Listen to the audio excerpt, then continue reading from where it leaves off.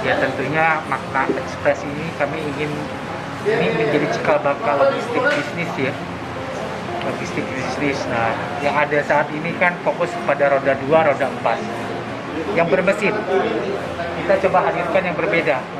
Tapi ada sepeda kayu, ada motor dan ada kendaraan roda 4. Kedua, ya tentunya dengan tingkat kepadatan, kemacetan, ya sepeda menjadi salah satu alternatif yang menjadi kekuatan kami, yang membedakan kami kira-kira itu. Dan kami juga bisa melayani bukan hanya satu pesanan.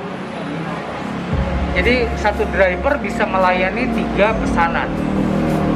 Kalau memang jaraknya, tempatnya tidak terlalu berjauhan. Jadi aplikasi ini memungkinkan para driver bisa mendapatkan satu kali jalan 4 orderan.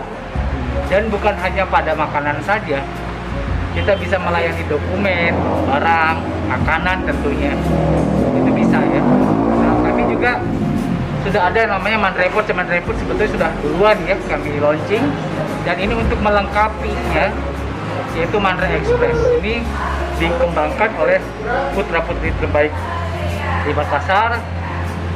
Salah satu tujuannya adalah untuk membantu mendorong pemerintah untuk mengurangi angka pengangguran. Ini kami hadir. Kami yakin bahwa walaupun kami berhadir di tengah-tengah para raksasa, tentu dengan kekuatan kearifan lokal, Mandre adalah akronim dari makanan dan resep dan bisa diingkati. Tapi Mandre itu kami kembangkan saat ini adalah Mandre Express untuk melengkapi Mandre Food yang pertama.